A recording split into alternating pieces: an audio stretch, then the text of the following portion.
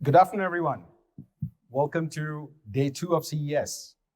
And thank you for coming here to join our panel today on IoT and how IoT can help global disaster. My name is Randall Paramil. I'm going to be your moderator today. I'm the CEO and co-founder of a firm called Strategy of Things. We focus on IoT and AI. We have a wonderful group of panelists here with us who have traveled from very far away to come here and discuss with us on how their company's products and solutions in the field of IoT can help with disaster relief. Our first panelist here is Carmen. Carmen is with Kyocera, and Carmen has a lot of experience in this space. Our second panelist is Curtis. Curtis is FlowLive, and FlowLive has done a lot of interesting solutions in this space as well. And our third and final panelist is Eric, who's from Vodafone. He manages Vodafone business here in the US.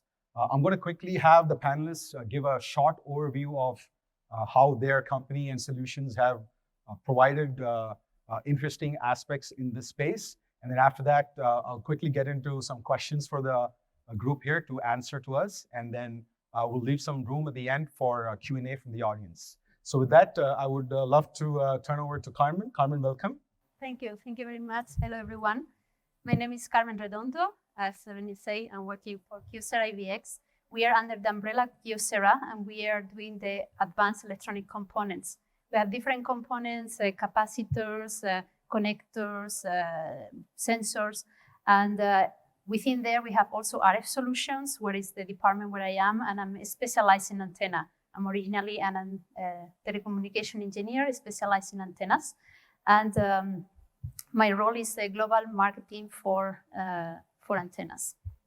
So our components, many of them we cover different industries like automotive, consumer electronics, like cell phones. We are doing antennas in medical space as well. But one of the sectors is in IoT, and we have different solutions in antennas, super caps that are related to the IoT for global disaster relief, and this is what we'll be talking today. Curtis?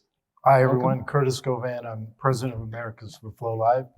Thank you for showing up today at the conference. I have to say I did not actually come from too far. It was just a few hours from Texas to get here, but certainly glad to be here. Glad to see the conference back at full strength again. A little bit about FlowLive. We're an IoT software as a service company. We have a suite of IoT solutions that we offer as a service there. Fundamentally, if you look at what we do, we own all of our technology. That means that FlowLive engineers build, design, deploy, and manage all of the services that we provide. Core of that, at the very heart of what we do, is our core network as a service. That's a full stack, cloud native core network that we own and operate 100%. We can deploy a fully private network all the way down to doing heavy MVNOs, and then it complements some of the solutions that we have as well. The next piece that I'll talk about is our connectivity management platform as a service. That's a multi-tier, multi-tenant, multi-MZ, and we use our core with it as well. So it's a multi-core solution that's real-time, that allows customers to manage their devices in real time and really automate the management of that. What we do fundamentally for the broader part of our business is we bundle those services together to provide what we call hyperlocal global connectivity. What that means is you can take a single SIM and you literally can deploy it in any part to anywhere in the world and have access to multiple carriers at a location. And in addition to that, you can have it localized from a connectivity perspective because our core network is in every continent in the world, right? So we're able to localize the data path, if you will, and allow devices to connect. In this space in particular, we have a number of applications. I think we'll talk about that.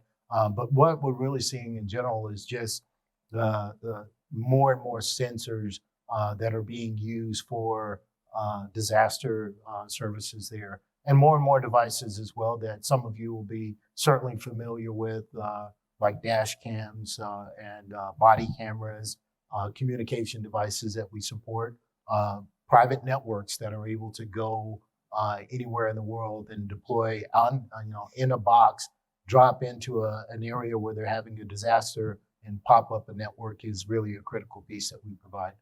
So a lot of things that we're doing there. We're excited about just the IoT space in general, but what we call IoT for good is a really key part of what we do and what we love to support. Thank you, Curtis. Eric, Yep. welcome. All right, thank you. My name is Eric Ling. I'm heading the IoT business for Vodafone in the Americas. Now already 13 years with Vodafone, 25 years, or maybe even a little bit longer, 25 years in the wireless arena and in mobile phones, telecom industry. I was also 10 years with Siemens Corporation back in the day, a couple of startup companies, and I joined Vodafone in 2010. Who is Vodafone IoT and what are we doing? In the US, sometimes Vodafone is not such a big name. We are headquartered in London. We have 21 operating companies around the world. So when you travel and you're outside of the US, you will find Vodafone UK, Vodafone Egypt, Vodafone South Africa, Vodafone Spain. So globally, we are a major player in the telecom and MNO, mobile network operator arena. In the US, we do largely a B2B business. And our mission here in the Americas is also to take US-based headquartered accounts global and support them with their IoT strategy, with their IoT rollout. We are the largest MNO with the most operating companies around the globe. We have 450 million customers, more than US citizens around the globe. Here in the US, we work with our US colleagues together. We are working on 650 roaming networks, which we are managing. In the IoT space itself, we are working in any kind of vertical which is existing. From our perspective, the top three verticals, certainly are we talking automotive, which in IoT is a very big space.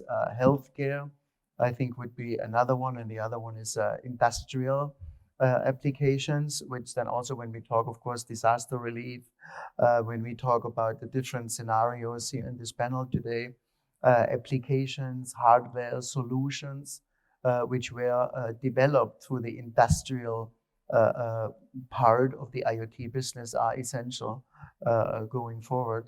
So overall, I think we have a 180, up to now 190 million connections globally in the IoT space, which makes us the global leader as well. And I'm thankful to be on the panel today and also talk a little bit about Vodafone and of course the topic today. Thank you. Thank you, Eric. Thank you, everyone, for giving a quick overview. I want to thank IMC M2M Council, one of the largest industry associations in IoT, for helping put this together. So with that, I would like to kick off some questions. Before we do that, a global disaster is a serious disruption for everyone. It's a disruption for humanity. It's a disruption from an economic standpoint, from a social standpoint, from an environmental standpoint. And when we start thinking about global disasters, we all know there's many of them. It could be anything from wildfires here we see in California on the West Coast quite a bit. Could be floods, could be earthquakes. I want to kind of start off by talking through, hey, how do we prevent these kind of disasters first? What kind of solutions and solutioning techniques can we kind of adopt to do that first? Then perhaps maybe we talk a little bit about, hey, once a disaster does happen, what do we do then? How do we quickly use IoT technologies to kind of help the response team, help people who are impacted by this? And then finally, what does recovery look like? How do we support the recovery and management of that? So kind of looking at that construct, I want to kind of start off with some use cases. Maybe Curtis, you can give us some ideas on what are some of the disaster types of use cases that you have seen, either your clients or other opportunities that you've come across so far? Yeah, I think I would start out with probably one that you just mentioned there, and that's wildfire prevention, detection, and then, of course, how do you mitigate the fires as quickly as possible? As I look at the topic, this is something, at least from my perspective, more and more over the recent years, you see more of these instances occurring, and you realize that, if they go undetected, uncontrolled, it really causes mass destruction. Where we're seeing from a prevention perspective, applications where people are putting sensors out in the field, places that are forest areas, remote areas there, which is another key piece of solving the problem. And those sensors are detecting things like vegetation layers, right? Is the vegetation layer thick? Soil moisture. Do we have soil moisture that's really low with high thickness of vegetation? Those are prime candidates there for wildfires. So they're using that detection mechanism. The key challenge for that is coverage. Something that we're seeing where in some cases there's some national forests that are deploying fully private networks to support that. What we anticipate will happen now that Release 17 non-terrestrial support is available, what we're anticipating is once those modules and devices, now we can just use standard cellular. Because these are solutions that don't communicate a lot, which is perfect for that. The only real concern is the latency. It's a little bit high, but given the coverage that you can get with a non-terrestrial solution, it really does, really going to be impactful for this particular application here. So that's the main thing that we're seeing from that piece there is the prevention of having sensors out and being able to detect when these conditions are prime. Thank you, Curtis. Eric, would you like to add anything to that? Some other use cases that you've seen? Yeah. Certainly, I think you mentioned the key word, the sensors. We're all using the Kyocera sensors. To roll this out is we have a couple of very good use cases out in the field. One, I really like is illegal logging. When people go out in the forest and just cutting the trees without any authorization whatsoever. Where we work in northern Spain with our Spanish colleagues on illegal logging detector, which is based on noise. So if you would basically put these noise sensors out in the forest, and then you hear a chainsaw, for example, operating, then immediately an alert goes off. It's connected to our LPWA network, long battery life, 10 years.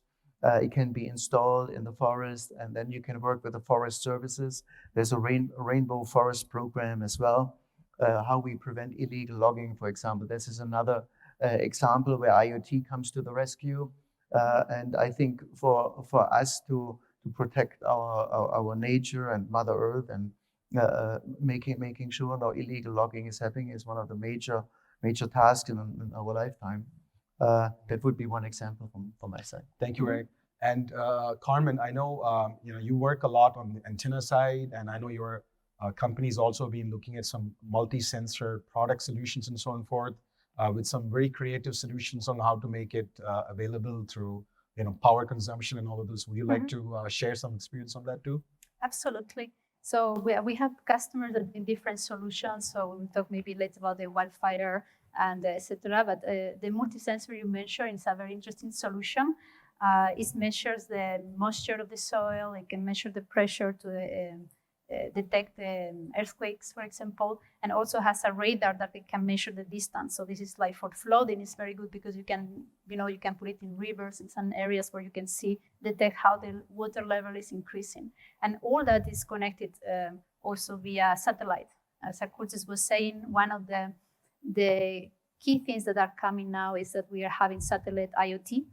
So the key of low power, the IoT, is that we are using very low power, which is very good.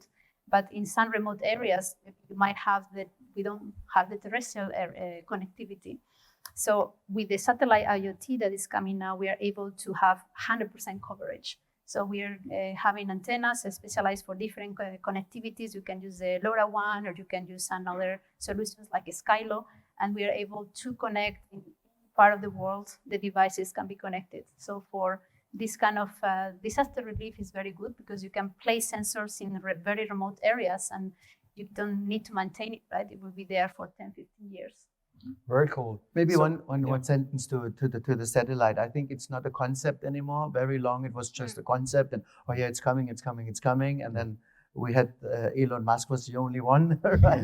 And nobody else. I think from our perspective, we have like today 2 super mega hot topics. Hot topic number 1 is satellite, and the topic number 2 is AI. These, I think, are the two things everybody is talking about. And when you look, we are a mobile network operator. For us to using satellite as well is an ideal scenario to an add-on to already our existing coverage we already have. But especially when you talk disaster relief and earthquakes and things like that, it's also in remote areas. And then, of course, it helps immediately. As well as when you talk, for example, the earthquakes, like we did earlier, when you work with drones, for example, coverage is a key issue. Yeah, and it's also not so easy to operate drones in a weak coverage area either. So that's also where satellite comes in. And we as a mobile network operator today, we are running with AST Mobile, for example, already trials, which they are hot, they're operating, they're out in the field. I'm sure you have a similar experience. And that's why I wanted to add on a satellite. It's not a concept anymore. It's here today. It's rolled out. It's used. I think it's going to gain momentum in the next 24 to 36 months. I agree. When I look at the different companies we are working with and we are in selection processes and trials and things like that, it was never as intense as it is today. Eric, that's a good segue into my next question. So we spoke a little bit about sensors and how sensors can be used to detect things in advance, but detection is not enough. You need to be able to communicate that, and that's where your the whole satellite things come into play. So do we need to send a lot of data back and forth? How should we think about connectivity in this space, right? Because early warning systems, you want to be alerted as quickly as possible from as far away as possible. So satellite is one option for remote areas, but we know that satellite is sometimes expensive. There's issues with how much data you can send through that. So what are some solutioning consideration at the network level when we are looking at use cases around disaster relief type of projects? Yeah, I think when you look at, and you mentioned it as well, the prevention, which is the first use case in the scenarios, doesn't really need to have live video streaming. You really need to be out in the field, and you need to have your watch eye out there, which we usually from a network perspective right now, because you also want to have a long battery life. So that means you need to manage your connectivity smartly. And where we're using then our LPWA networks with where the battery lifetime increases of the hardware, where you have the latency necessary. And I think that is a good way to use the network in a very smart way to guarantee the connectivity, to guarantee the longevity, to guarantee the throughput and everything you need. So I think that's a very smart way. And then use also satellite on top of backup. Yeah. I'll say I was thinking when you said earlier, like when first kind of going back to the previous comment, if you look at the reality, and it's probably been a year and a half, maybe 2 years ago, when I saw my first demonstration of NTN there, where I saw dots on the map. And then we got the solution and we put it into a test device, and we were able to switch between the two networks. It's really critical that it's here today. But the other piece now, when you look at the solutions for prevention, we're seeing, and how do you get to a solution quickly? Really, if you look at how people are, when you get there, you need coverage. Right, we'll say that for maybe far too often, but it's key, right? And this is the nature of the industry. Is that coverage is king. If you don't have coverage, you don't have anything. Any of the value props that we talk about, you don't have. So you got to get the coverage piece there. The one thing that we're seeing to really interesting solution for us is our network in a box. I mentioned this at the beginning. We put the network in the box because when you have disasters, a lot of time the infrastructure is damaged. So you need to get that infrastructure out immediately. Now, we already have sensors that are in the field. And then you have this network that shows up. Those sensors need to know that I can connect to that network. So that's a key piece of the solution as well. Putting the intelligence in the sensors to say, you lost whatever you had before. Maybe it was NTN, maybe it was terrestrial. You lost that. Now this other network's available. Let me connect to that. That to me is like the pop-up cellular solution there, and is really intriguing. And then what do you do with that? We're seeing body cameras being a really critical. Regular communication. You're out in remote areas. How do people communicate effectively there? Again, with the pop-up network, we're seeing voice over IP solutions there that they can run on the pop-up network. The dash cams are reporting real time, so I know what you're dealing with. I've got sensors in other locations where I can say, personnel, I know where you're located because I'm also tracking you. We've got trackers on people there. I track where the people are. I can send them to the right location at the right time to do the most effective mitigation of whatever instance that they're having, whether it's rescuing people or putting out a fire or preventing the fire from spreading. So that's some of the things that we're seeing. There may be one point is the portability as well. You know, what we see as well for seismic sensors, for example, what we're doing in Greece, but also in Haiti, for example, we're calling this a Raspberry Pi, where you have a portable sensors and you're gonna put it exactly where you need it. Or when you see when a volcano probably would break out, it's very important that you have your portable assets from the portable network you were talking about out of the box, as well as the seismic sensors that you have all your infrastructure portable in place. I think that is key if you want to be very, very fast. And when you look at the carbon emission on wildfires, for example, which over the couple of years, you're talking 14 billion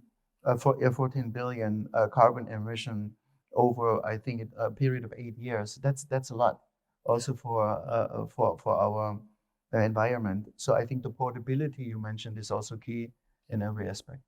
So I think this is a good segue into the next phase, which is, hey, we have sensors, we have solutions, we have creative ways to prevent this. But when something happens, like you said, Curtis, you need to have solutions to help immediately bring the resiliency back. So what are some of the kind of examples that you have seen that people are using? So we've heard about in emergency response teams having drone capability to go and see what's going on out there. We've heard about, like you said, dash cams or cameras being put on vehicles as well as people, so that you have more information to process on the other end. Would love to hear some examples on how, from a response standpoint, what are some of the unique things that you've seen, that's drones or other. What are some other creative things that can be done to quickly respond to such situations? Yeah, I think the other one that I would highlight, in many of these cases, people are injured in mass quantities. And then you have a limited number of doctors and medical personnel. So that real-time video component, now you literally can bring in multiple doctors from multiple places to help triage and understand what kind of help different people need. That one is really key, but tied into that, so they have the visual aspect. We also have the things like blood pressure monitoring, vital sign monitoring that you can put onto the patient, feed all of that information in. So telehealth that we see, that we generally think of, hey, I live in a remote location, I need telehealth. Now we're seeing telehealth being used in this event because you can bring in the remote help that you need. And I think also from a network perspective, is basically network priority, first responder network. When you really detect somebody and how you're going to put it into the system to get the response you need, I think that's a very strong vehicle. And I also know in the AT&T, we are running not we as Vodafone, but we are running a very nice first responder network, similar in European countries as well, where we give the network priority to get really this response in the right time to the right people. So I think that is key as well, that you mark this in the network accordingly. Carmen, what are you seeing? Some aspects from your end, like you do a lot of work in the space of antennas, you do a lot of work in the space of sensors, and your company works with a lot of clients who are trying to put all of these together. Are you seeing any interesting trends or any new things that you've observed, vis-a-vis these kind of solutions? So there are a couple of them. I mean, one of them we already discussed about the satellite IoT, and Curtis was saying about the coverage, about the low power. It's so important to have the right product, like the right antenna. Many people, when they create their IoT device, they select the module, try to have the lowest power consumption. But then at the end, it's now we need to place an antenna. So the devices can be quite small. And if you don't put the right antenna, you made the right design, you all the power, because they won't be able to connect. So this is something very important and something that we are helping our We are helping the implementation of the antennas, with custom design to the testing, the verification. So it's something very important. Another trend I see is like it's another product. I'm not specialized in that, but in my so thanks to that, we are able to create IoT devices without battery. So they are batteryless. Like, for example, we have a project which is the wildfire sensor is having sun solar panels, so you can get the energy from the sun. And then with the supercut, we're able to have energy harvest. And then because it's so low power, we're able to maintain the device connected. So you don't have maintenance, you're not using any toxic materials because it's a supercut, you don't have battery. So this is also something very interesting in this sector. That's a very interesting solution. I think in this space, every country, every city, they have their own approach to kind of respond to these things. I believe there's an opportunity to kind of share best practices out here and help each other out. I think we all know in the space of IoT itself, it's an evolving space. A few years back, we all struggled with what connectivity to use. Today, we're still struggling with connectivity, but it's a much more mature situation than we have before. Like, we're talking about satellite. A few years back, we never spoke about satellite. That's only for people who need very critical kind of information exchange and so on forth. That's changing today completely, right? People who are wanting to do asset tracking, they're using satellites quite a bit. So I think there's a lot of opportunity out there. As we move from kind of response to recovery mode, what are some of the things that you folks are saying? So, you have an incident that has happened. We have an incident response team on the ground there.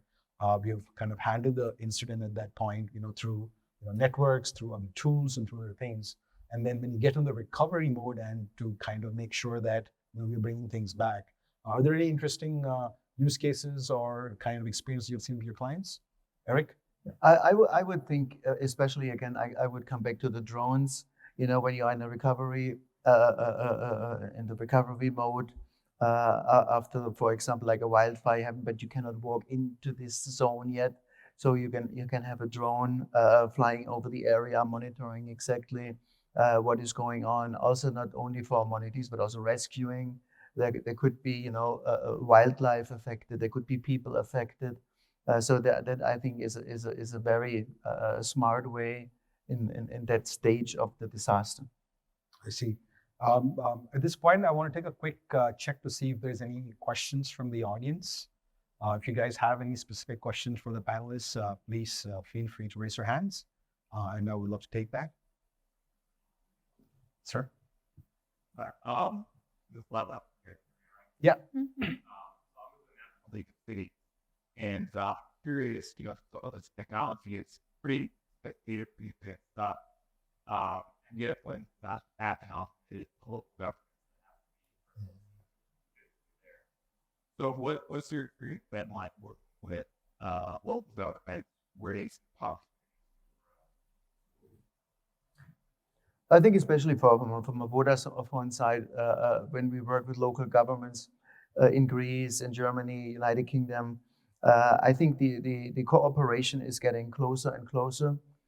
We have also a very specific team who is connected to government and government operations. They do just that. And I think the cooperation between the fire departments of cities or states, or even then in the military in some instances, who needs to come in because they just are the only ones who have the right equipment just to help in these kind of disaster reliefs, I think is working nicely. Of course, it depends when you're going from which area to another. When you go to a Greek island where you saw the big wildfires in the last couple of months, how fast can you get out any kind of wildfire relief and people, and work with the government closely. And then I think we'll see what we both mentioned a little bit earlier with the portable devices, so that you have network available right away, and you can see you have the hardware available, you have the right people available, transport them from A to B.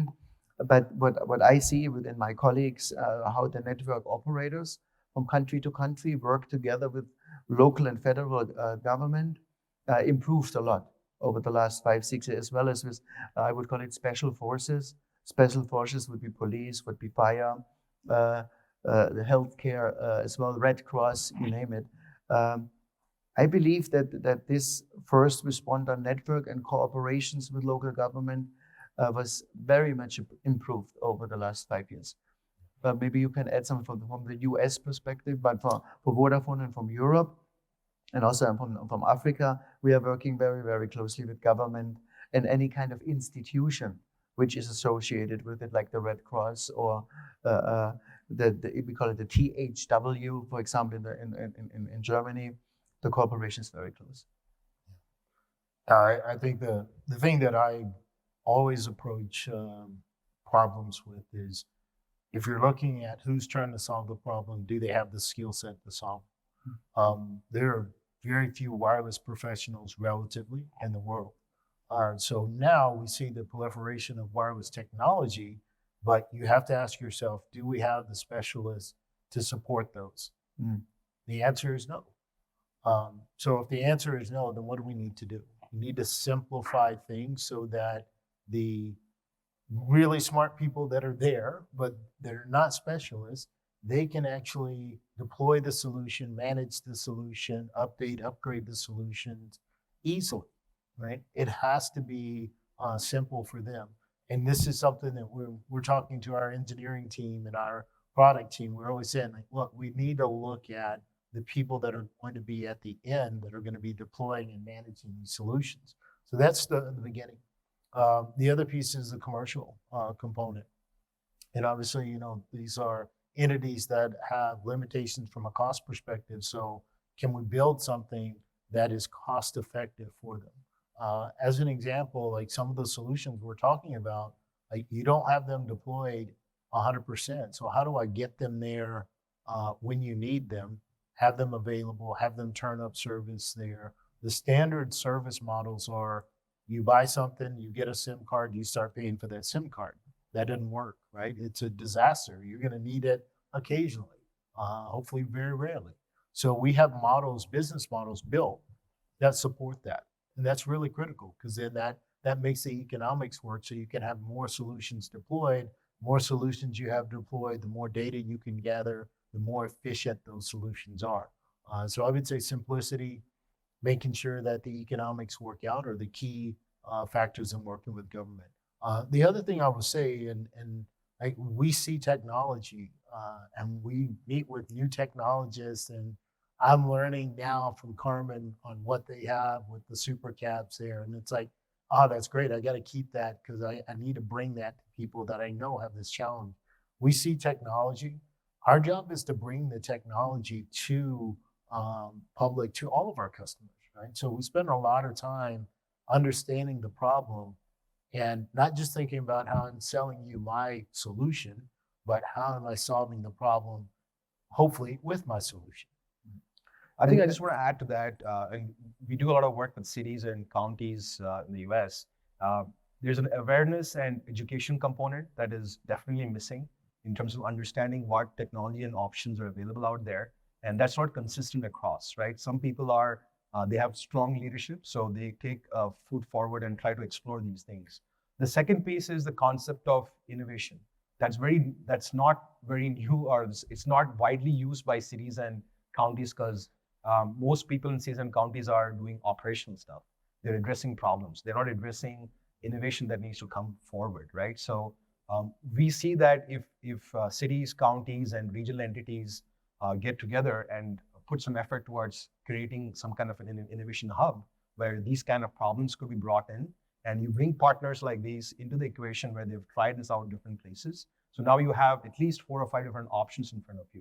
And then the third piece is applying that to actual disasters when that happens. So I think a structured approach like that is needed, so that the cities and county folks are A, aware of what options they have, B, they have partnership with good solution providers, and then they're able to do this successfully. So I think that's kind of what is missing right now. And it'll take some time, because nobody budgets for innovation. Innovation is something that you have to borrow from other budgets, and that's kind of one of the situations that we see out there. Anything else you would like to add, Carmen? No, I think it's a good point about the expertise.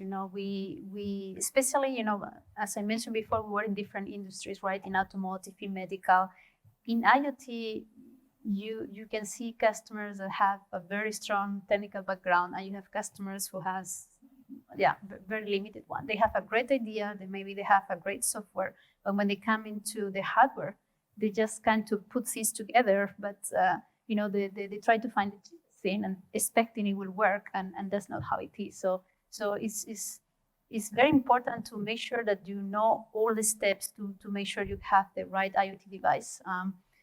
We have seen many customers failing in projects because they kind of want proof of concept, second proof of concept, and then they believe it's going to work, and we have to advise them, and it's very important to make the right decision. So actually in our webpage, we have an IoT solution optimizer, which is powered by, where you can actually simulate the full IoT device. You can have in consideration what are the modules you are using. You can select key products, like for example, components like battery or antenna. We have put all our of antennas, different sizes of the PCB and different measurements. And then at the end of the different features also from the side, like how much is connecting the device, etc.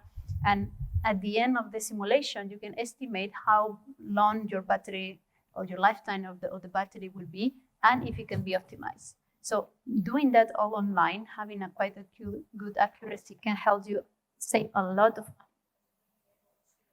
Not to spend the time doing it yourself, but it's okay, I have a good starting point, and then from there I'm going to do my prototype and see how far I am. But it really helps to count on the experts or do your own simulations, not to run out of money, and to make it happen.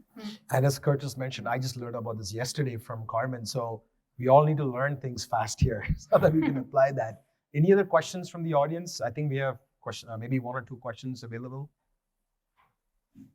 If not, I want to shift gears a little bit from, we talked about sensors, connectivity, and I think, Eric, you mentioned there's two things you're looking at, satellite and AI. Let's talk about AI.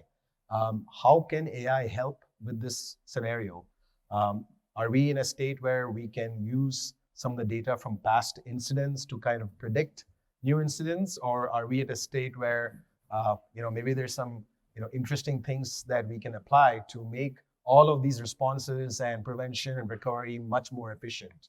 Yeah, I think especially governments again, but also in general, AI. When you look at what we're talking today about disaster relief, is not only important in the response time frame, but especially in the prevention.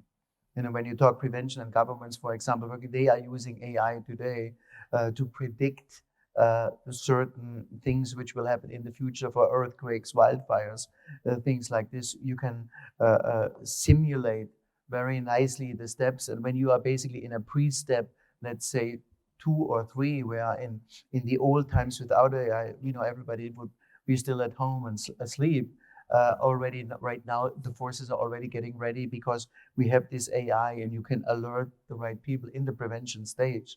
And I think that's very important. We as Vodafone using already a lot of AI when it comes to our network monitoring, which also needs to be ready, of course, in these kind of areas as well, where we get immediately a higher alert for our service teams to say, and you're learning, and AI is constant learning. And from that is a constant improvement.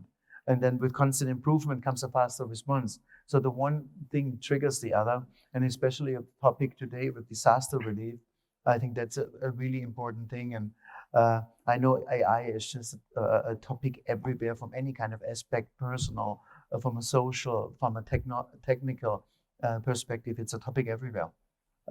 So from my perspective, I want to look at the positive things AI brings, rather than just try to find the negativity. Yeah, sure. Curtis? Yeah, I will say AI is at the center of every reason for getting more data. Right? The data by itself is not really relevant, but turning that data into actionable results, better, more efficient revenue opportunities, whatever the case, it's at the center. So we're seeing it as well from our piece. It's about the intelligence that we can get out of the network information there. When we see surge events at particular locations, why do we see that surge event? Is that because there's an activity that's happening there? Is that a remote location and we're getting surge events? So we know that sensors are reporting more, things like that. This is the central piece. And I think almost every company in the world that's gathering some bit of data, they're doing something related to AI. My wife is a teacher, and fundamentally, I tell her all the time, like, yeah, she's doing AI. She's looking at results from students and seeing how they can optimize it. Like, it is the central thing that we as a society are focused on. And it's something that I think will, some negative things, but I think we'll see overwhelming good come out of the AI improvements over the coming years. Thank you, Curtis. Carmen, any thoughts on AI? Yeah, so as similar to the satellite, we're talking is the future as well, but there's also the reality. So the wildfire example that I was mentioning, it does has AI. So when they get the data, it can really detect if it's a fire or it's just a false alarm. So it does exist already in IoT, in real examples. Very nice. I think we're getting close to our time. Any closing thoughts you would like to give the audience as we wrap up the session? Carmen? So, well, it's very exciting to see what is coming. I think, especially personally, I'm very excited about the satellite connectivity to be able to have, one. You don't have to care if it's terrestrial, satellite or roaming. Here, you just want to have a device that works. And I think this is what I think with all of us are working on that to make sure that the IoT deploys and whatever part of the world your device will be connected. Sure. Curtis? Now, I mentioned earlier the term IoT for good. This is something we did with IMC, I think, a couple of years ago. But really, I think as we look at it, all of us in industry that have technology, we really should be looking at not only how we can make money from our technology, that's how we live, I understand that, but how do we also use that technology for good? And disaster relief and recovery and prevention there is a really key area there, and we can all contribute there. This is a global problem. It's not an individual or country or location problem. So I think it's worth it for all of us to look into it. From a connectivity perspective, we're all over it, trying to figure out how we can better enhance the connectivity, whether it's global, whether it's local, whether it's private networks there, making devices more efficient. But I'm happy to partner with all of you to help out overall. Yeah, I'll make a very short final comment. IoT to the rescue, and I need to really say IoT is stepping up the game. If we would have this conversation even a year or 2 years ago, it would have been very different. So I think IoT is really stepping up to the game. It's reality. It's here. It's today. And I also would encourage to look at AI as a positive, enhancing thing, using it for the good. And as a summary, IoT is stepping up its game. Well, thank you, Eric. Thank you, Curtis. Thank you, Carmen. Thank you, all of you, for taking time to come here and listen to us. It's been a fabulous discussion, and I hope in the coming years we can come and share more successful stories on how we have supported helping this fight. Thank you very much. Thank you, Ron. Thank you all.